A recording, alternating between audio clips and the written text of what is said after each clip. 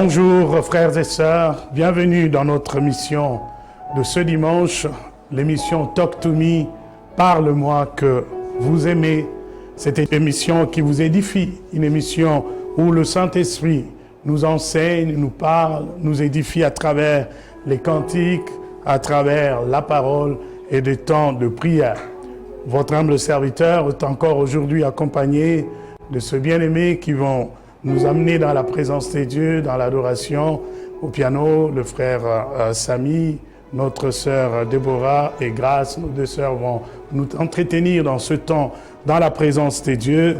Nous sommes avec vous pendant quelques 45 minutes où nous allons nous édifier à travers la parole de Dieu. Talk to me, c'est Dieu qui va me parler. Talk to me, le Seigneur nous enseigne, le Seigneur nous édifie à travers les réalités, les vérités, les principes bibliques sont applicables à toutes les dimensions de notre existence. Et nous allons, lors de cette émission d'aujourd'hui, appliquer certains autres principes suite à notre message du dimanche dernier où nous parlions de cette première opportunité que l'homme a eue à offrir un culte devant Dieu. Caïn et Abel étaient là devant Dieu et le Saint-Esprit nous a beaucoup enseigné derrière cette question que Dieu a posée à Caïn. Qu'as-tu fait de ton frère? Aujourd'hui, nous allons démontrer les vices, les maux, les maladies dont souffre mon pays derrière la réponse qu'avait donnée à Dieu, que Caïn avait donnée à Dieu. Mais pour y arriver, je voudrais qu'on entre d'abord dans la présence de Dieu avec nos bien-aimés dans l'adoration, dans ce chant qui, Seigneur, est notre majestueux roi. Par sa grâce, il nous a attirés dans sa présence. Alors profitons de cette présence dans le nom de Jésus.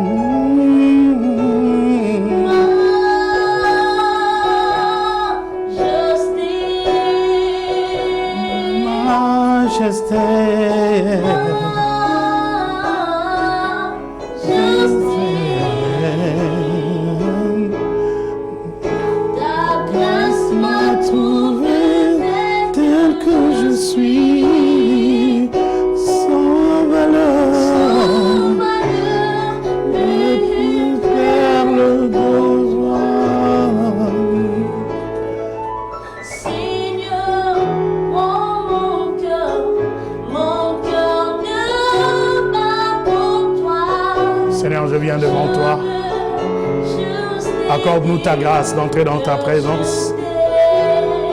Valorise-nous à travers le son de l'agneau. Trouve-nous dignes de nous approcher de ton trône de majesté. Trouve-nous dignes de citer ce nom saint. Seigneur, ce moment est mis à part pour toi. Seigneur, prends ta place de roi, prends ta place de maître. Attire-nous dans ta présence.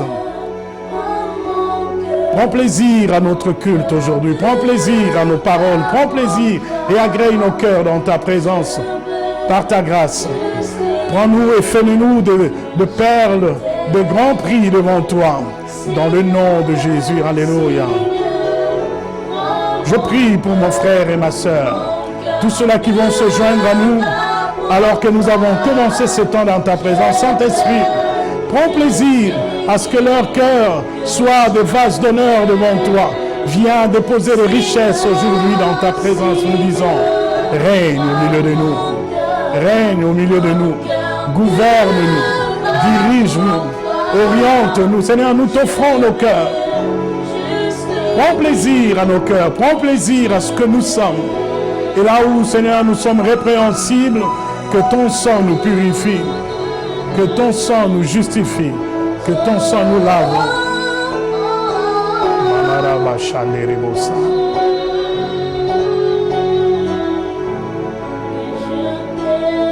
Nous t'aimons, Jésus. Nous t'aimons, Jésus. Je t'aime de tout mon cœur. Abba, Père, je suis amoureux de toi, roi.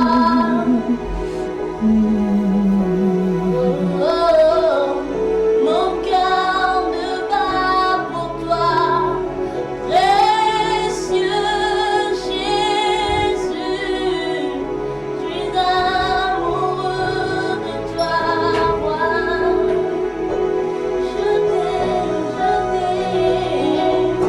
Je t'aime de tout mon cœur.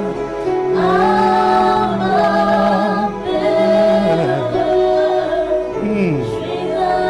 Je suis amoureux de toi, Seigneur.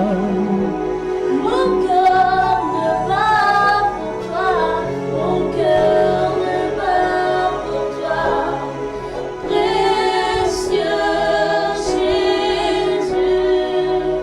Je suis amoureux de toi, je t'aime. Mon âme te dit qu'elle t'aime. C'est toi que mon cœur aime. Alléluia. Seigneur, tu es tout ce que j'ai de plus précieux. Mon aimant, Tu es tout ce que j'ai de plus précieux. Emmanuel, laisse que ton nom soit élevé. Toi qui as su nous fasciner, tu nous as saisis par ta main, tu nous as touchés, tu nous as cherchés de l'obscurité où nous étions, tu nous as ramenés à la lumière. Seigneur, tu nous as éblouis. Toi qui brilles de gloire, de splendeur, de magnificence, de sainteté, de majesté. Seigneur, au regard de ce que ta main fait dans nos vies, nous ne pouvons que répondre par l'amour. Nous te disons, nous t'aimons, nous t'avons choisi, nous t'avons désiré, nous voulons te suivre, nous voulons te lever, le Dieu de toute suffisance, le Dieu de toute grandeur, le Dieu suffisamment grand. Nos cœurs te disent, nous t'aimons plus que toute autre chose. Tu es le plus beau d'entre 10 000, toi qui te tiens au sommet de la gloire et tu brilles de sainteté, de majesté, de magnificence et de beauté. Tu es le Dieu de toute splendeur. Oh, combien nos cœurs t'aiment, combien nous voulons te dire, tu es ce que nous avons de plus glorieux, tu es celui qui nous a saisis. Éternel, ce jour nous te disons, sois le tout pour nous, mon tout, mon roi, que ton nom soit élevé, que ton nom soit magnifié, que ton nom soit béni, que toutes les langues confessent ta grandeur. Tes œuvres crient encore qui tu es. Tu es le plus beau d'entre 10 000, l'étoile brillante du matin. Tu es la rosée de Saron. Tu es celui qui a su nous donner un nom qu'aucun homme ne pouvait nous donner. Tu as su nous donner un nom qu'aucun royaume ne pouvait nous donner. Tu nous as inscrits dans le livre de vie et nous t'appartenons. Seigneur, je t'aime.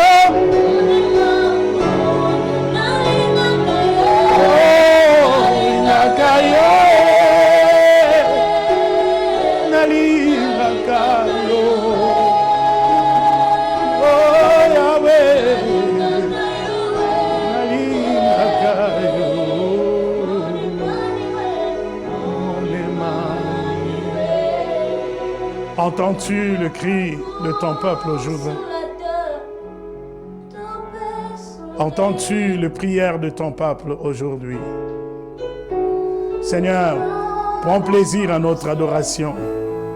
Prends plaisir à ce parfum que nous déversons au bas de ton trône de grandeur. Nous disons, sois notre Adonai, sois notre roi, sois notre Seigneur. Règne, domine sur nous. Nous venons jeter nos couronnes devant toi. Et nous te disons, Seigneur, règne, que ta volonté soit faite sur nous, comme dans les cieux. C'est ici que nous voudrions que soit la porte des cieux. C'est aujourd'hui que nous voudrions dire que Dieu est certainement ici. Seigneur, viens, Emmanuel, Dieu parmi nous. Oh Jésus, vis en nous. Réalise tes projets en nous. avec nous et sur chacun d'entre nous, déverse ta vie. Car nous savons, même si tout s'écroulait, même si des mille tombaient à mes côtés, je sais que tu es là.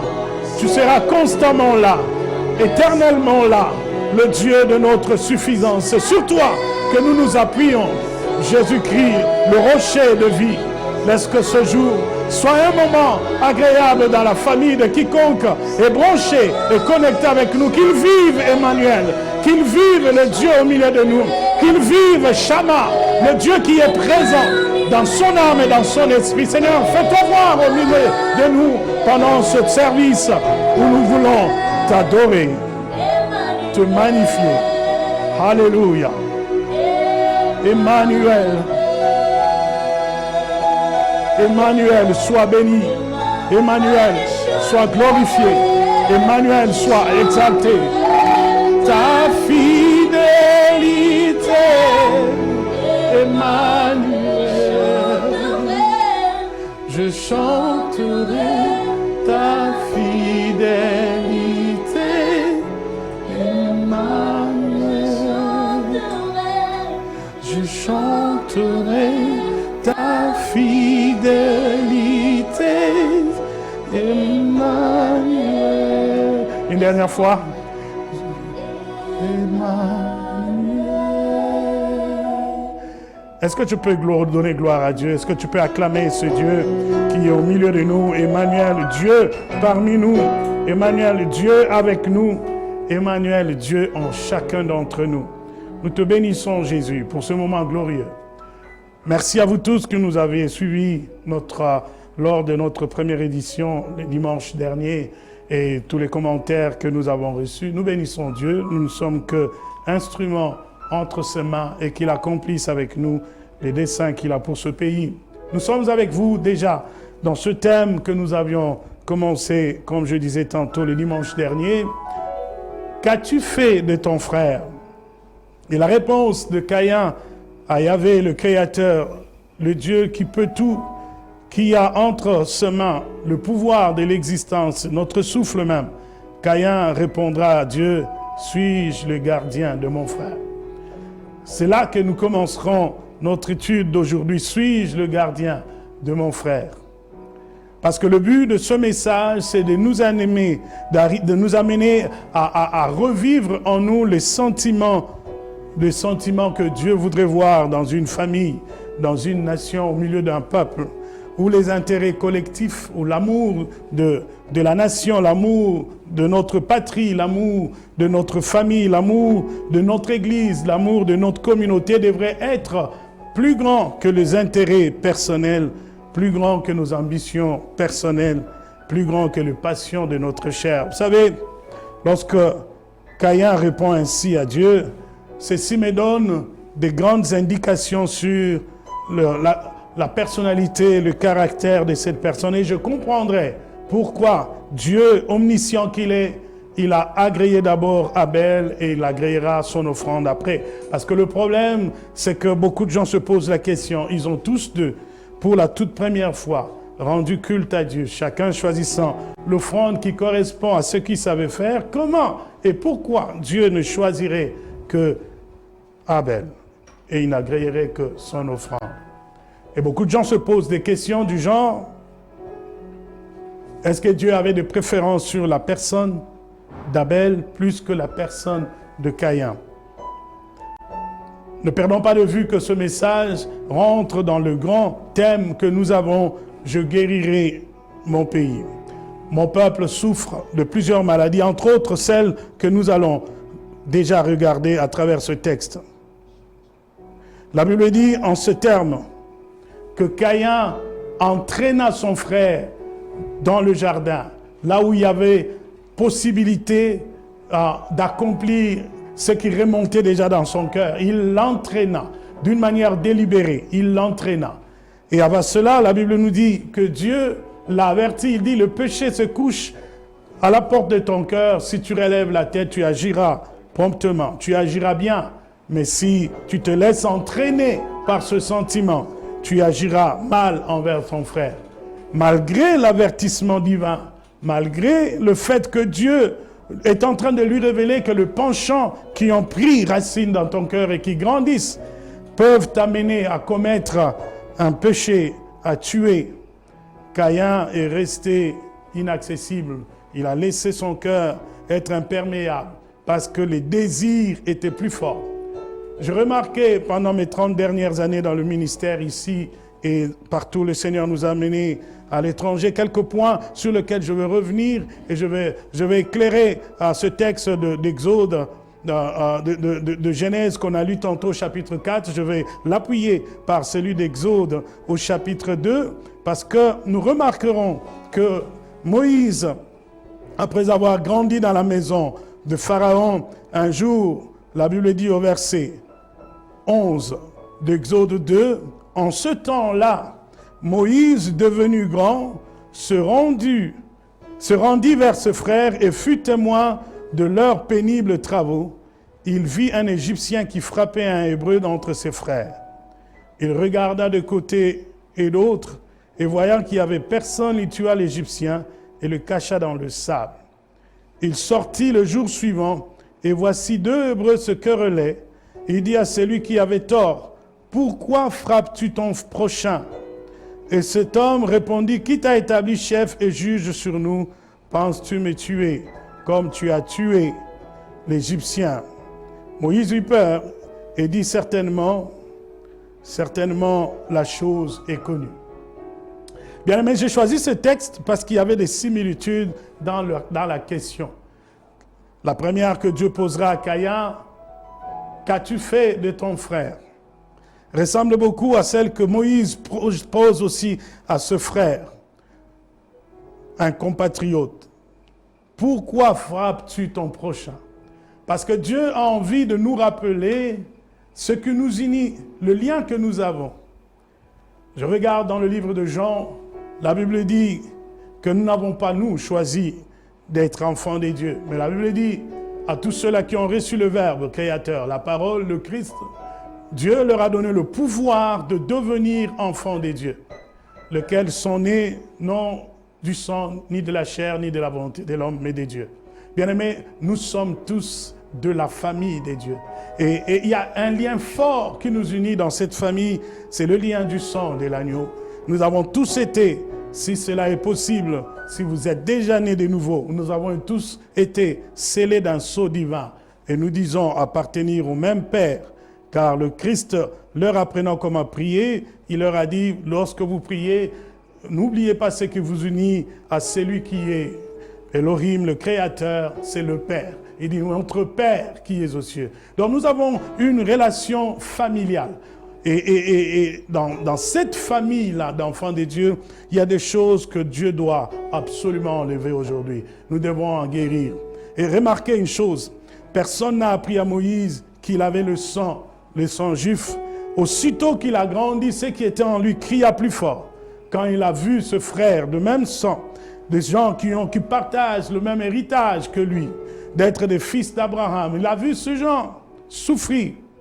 Son cœur a tressailli. Tout ce qui est en lui s'est identifié à cette souffrance. Et il ne peut pas continuer. Vous allez voir plus tard dans le livre des Hébreux, la Bible le cite comme étant parmi les gens qui ont été justifiés par la foi, entre autres parce que bien qu'ayant grandi dans la maison de Pharaon, quand les temps sont arrivés, son esprit s'est projeté dans la promesse de sa nation. Il est attaché à l'héritage de sa nation. Il est attaché à la destinée de sa nation. J'ai envie de dire à quelqu'un aujourd'hui, nous sommes tous de la même famille, de la même maison de Dieu. Et il y a des caractéristiques des gens qui appartiennent à la même famille. Et quand ces choses nous échappent, on a envie de poser la question comme Dieu a posé à Caïn.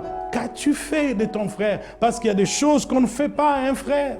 Il y a des choses qu'on ne fait pas à une sœur, qu'on ne fait pas à un prochain, qu'on ne fait pas à un concitoyen, qu'on ne fait pas à quelqu'un qui est de la même nation que toi.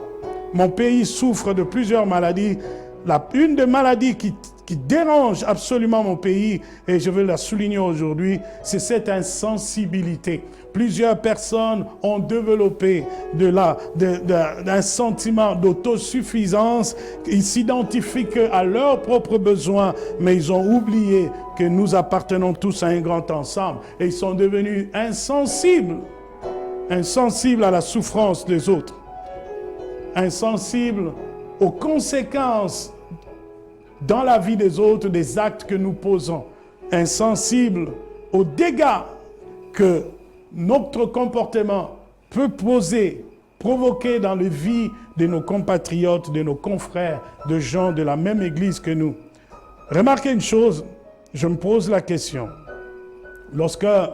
Parce que au-delà du ministère, il a plu au Seigneur de nous donner, d'appliquer ce ministère-là dans la vie de notre nation, dans cette coordination pour le changement de mentalité, où on est l'un des coordonnateurs. Et quand je regarde la mentalité de mon peuple, j'ai vu que l'égoïsme a pris des dimensions effrayantes. Des dimensions effrayantes. Comment est-ce possible que des dirigeants ne puissent pas s'identifier à la souffrance du peuple pour lequel ils ont été élevés en grandeur et en dignité? Lorsqu'un dirigeant peut se permettre à lui seul de voler des deniers publics et d'accomplir juste les passions de son cœur en se bâtissant autant de maisons, en s'achetant autant de biens, et lorsqu'il a oublié que tout est vanité, il ne pense même pas aux familles qui ont été complètement décimées parce que cet argent-là pourrait servir à construire des hôpitaux, cet argent-là pouvait servir à mettre des structures sanitaires telles que le plus vulnérable soit pris en charge par la nation. Je crie de tout mon cœur que le Saint-Esprit commence à parler d'abord à nos responsables, à nos dirigeants, de sortir de cet égoïsme qui a envahi nos cœurs et qui nous a aveuglés au point qu'on ne soit plus sensible à la souffrance des autres, sensible aux cris de toutes ces familles dépourvues de pain. À chaque jour, il y a des milliers de personnes qui meurent de faim en RDC. Et pourtant, c'est notre pays, et ce pays est un des plus grands pays au monde qu'on devrait envier. Parce qu'avec autant de superficie de terre, autant d'hectares de terre érable, personne ne pouvait mourir de faim. Je parle aux dirigeants spirituels qui s'amassent et amassent encore des trésors sans pour autant se soucier de prochains qui sont à côté. Qu'as-tu fait de ton frère? L'insensibilité a amené plusieurs personnes à commettre des actes qui sont inacceptables dans la vie de prochains. Vous allez voir un pasteur qui se permet d'aller prendre la femme de son diacre. Avez-vous compris pourquoi Dieu a frappé David et a rendu son royaume vulnérable pendant un temps, jusqu'à ce que même son propre fils Absalom le chasse du trône? Ce n'est pas une façon de stigmatiser seulement le péché sexuel, mais le problème c'est que David est devenu insensible à la souffrance qu'il a causée à son général. Cet homme qui a donné sa vie pour David, cet homme qui allait au front, au péril de sa vie, n'avait que comme bien précieux sa femme. C'est comme ça que le prophète Nathan est venu le voir avec beaucoup de considération, de respect, de tact, mais de vérité. Il dit au roi, il y avait dans ton royaume un homme qui avait autant de brebis, mais il est allé prendre l'unique brebis de son voisin. Parce que justement, bien que comblé, cet homme est devenu insensible à la souffrance qu'il cause à son général qui n'avait qu'une seule brebis. Je voudrais que le Saint-Esprit commence à parler à tous ceux-là qui sont en position d'autorité. N'abusons pas de notre autorité au détriment de ce peuple. N'abusons pas de notre positionnement au détriment de vulnérables et de plus faibles. Le Saint-Esprit, dans cette grande famille chrétienne, dans ce grand pays RDC, il voudrait que nous devenions plus sensibles que ça à ce que nous causons comme dégâts dans la vie des autres. J'ai vu dans la petite histoire de mon ministère des hommes et des femmes qui s'accusent mutuellement. Chacun voudrait avoir plus de considération par rapport à son frère. Et devant l'autorité, les calomnies ont pris des dimensions telles qu'on accuse quelqu'un de ce qu'il n'a pas fait, pourvu qu'il soit disqualifié et que toi, tu bénéficies de toute attention et de tout regard. Ça, c'est la sémence qui était dans Haman, qui a voulu humilier Mardochée, l'accusant de bien de choses. Et pourtant, le Dieu de justice, il voit tout, il connaît tout, il sait tout. J'ai envie de dire à quelqu'un, Moïse était sensible à ce que vivaient ses compatriotes dans leur souffrance. Et d'une manière humaine, il a voulu établir la justice. Certes, il y a un raté, il aurait peut-être fait autrement, mais dans son action, il tua l'Égyptien et il voulait démontrer aux deux frères, vous ne devrez pas vous battre entre vous. Il voulait démontrer aux deux frères, dans une famille, dans un peuple, on veille l'un vers l'autre. C'est ce que Dieu demandait à Caïn. Qu'as-tu fait de ton frère? Et Caïn répond avec insolence, suis-je le gardien de mon frère? Oui, tu es le gardien de ton frère. Veille sur la conduite de ton frère. Prie pour celui qui est faible lorsque tu remarques ses faiblesses et ses insuffisances, au lieu de passer à la télé et commencer à parler du mal d'un autre serviteur, au lieu d'animer des émissions où les hommes de Dieu s'entreaccusent sur la place publique et jetant ainsi discrédit et l'opprobre dans la maison de Dieu. Je voudrais interpeller les serviteurs. Soyez sensibles et n'oubliez pas que vous êtes les gardiens des uns envers les autres. Cet homme répond à Moïse avec autant d'insolence, un manque de reconnaissance. Veux-tu me tuer comme tu as tué l'Égyptien? Pourtant, ce qu'on était en train de lui demander de faire, c'était loyal. C'était ce qu'il faut faire. J'ai remarqué aussi dans mon pays une maladie qui ronge mon peuple.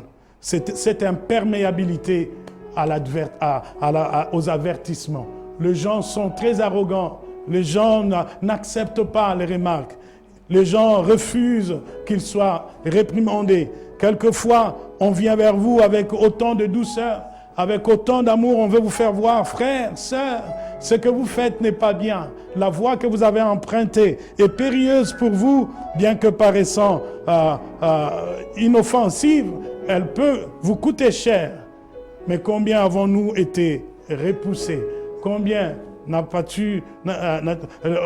t'a pas repoussé quand tu es allé voir quelqu'un essayant de lui montrer la vraie voie? Quand je remarque autant de missions qui se passent sur les différentes chaînes de télé, genre, je lis les journaux, je vois des gens, une catégorie de Congolais qui ne veulent pas changer de mentalité.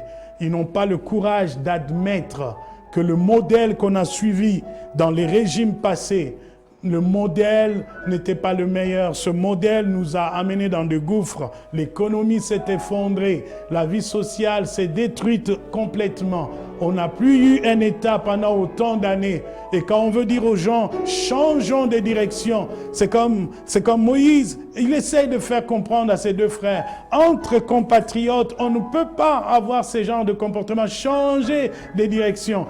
Mais l'arrogance et l'orgueil qui anime cet homme lui dit, je ne suis pas prêt à prendre des remarques de ta part qui t'a établi juge parmi nous.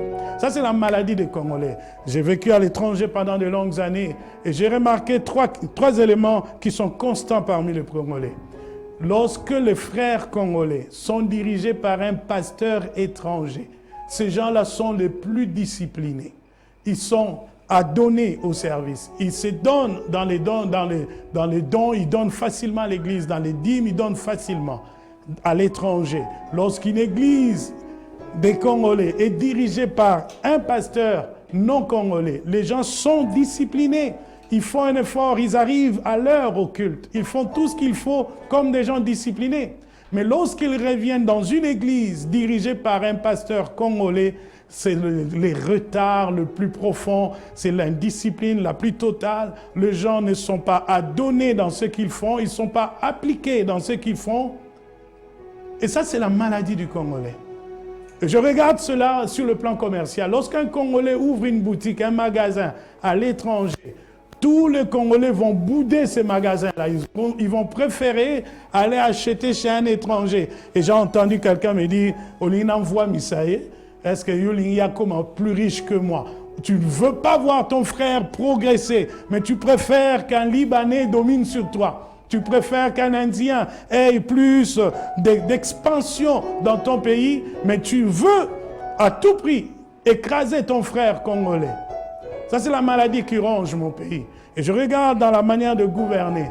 On ne voudrait pas donner autant de contrats aux frères natifs du pays, mais on préfère faciliter la tâche à ceux-là qui viennent de loin et qui ont le monopole de tout. Et les Congolais plongent dans la pauvreté. Que Dieu guérisse mon pays. Que Dieu guérisse la mentalité de mon peuple. Apprenons à valoriser et à consommer ce qui est nôtre. J'espère que quelqu'un est béni. J'espère que quelqu'un est en train d'entendre la voix du Saint-Esprit qui nous interpelle. Le problème de Moïse avec ces deux personnes, c'est qu'il y a une des personnes qui n'a pas compris que moi, Moïse, je ne cherche que votre bien comme peuple. Essayez de vivre ensemble. Les prochains, vous êtes dans les mêmes conditions. Vous êtes tous esclaves en Égypte. Vous subissez les mauvais traitements ensemble. Vous ne devrez pas vous combattre entre vous. Vous devriez plutôt avoir la solidarité et ensemble rechercher l'émergence collective. Le Congolais, il préfère traiter avec quelqu'un d'autre, émerger avec quelqu'un d'autre, mais rabaisser son frère, détruire son frère. Dans une des réunions de famille, j'apportais la parole sur le modèle typique de famille et je parlais à des chefs de famille responsables. Je dis, avez-vous remarqué que des générations avant le nôtre, les gens se plaisaient à être seuls, le seul riche de toute une famille et tout le monde est pauvre. On fait tout pour que quelqu'un d'autre n'émerge pas. Et on prend plaisir à ce que chaque matin, les gens viennent frapper à votre porte seuls, juste chez vous. Et on demande chez vous, pourquoi ne pas former, encadrer, initier les autres à appréhender les principes d'excellence et de succès pour qu'ensemble vous émergiez. Si Dieu peut guérir l'Église, dans l'Église nous remarquons que les serviteurs n'engendrent plus. On préfère importer le ministère.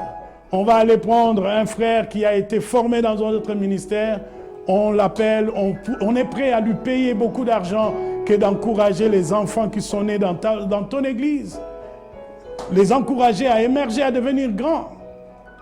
Parce qu'on n'a pas l'esprit de consolider les liens collectifs. On préfère la visibilité individuelle. Le Saint-Esprit va nous aider ce jour à commencer à nous questionner.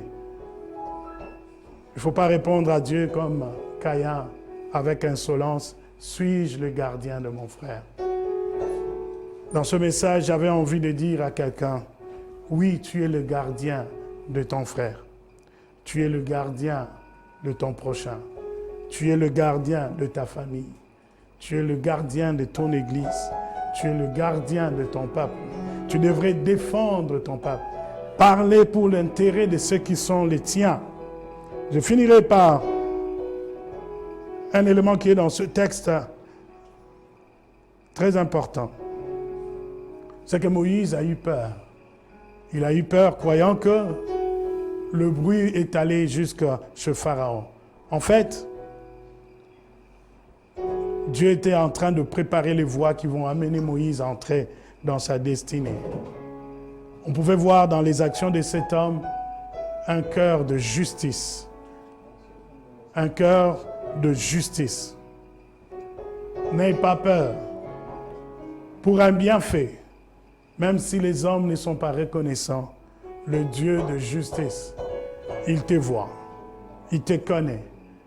La Bible dit, il est le rémunérateur de ça. Il amène à chacun la rétribution de ce qu'on mérite, de ce qu'on aurait fait.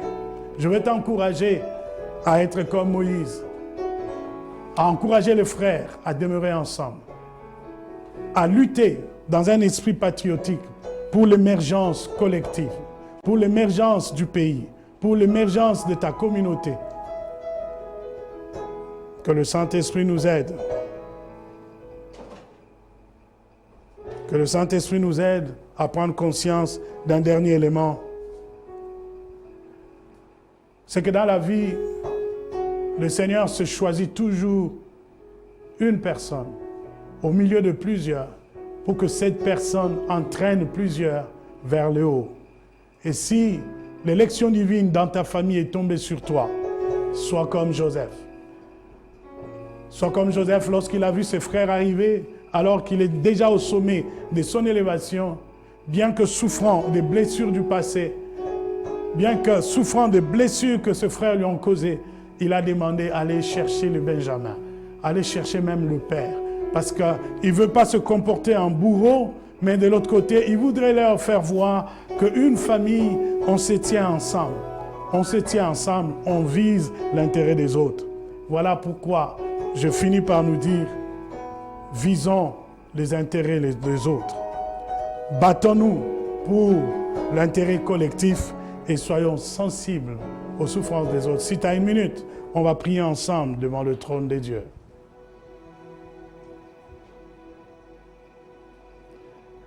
Elia, Elia, Elia, Elia, Elia, Elia. Oh. J'attendrai jusqu'à ce que ta gloire descende. J'attendrai jusqu'à ce que ta gloire descende. Ensemble. Elia, oh, Elia, oh, Elia,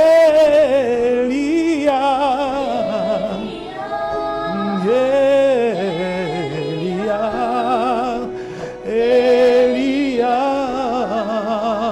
Seigneur, j'attendrai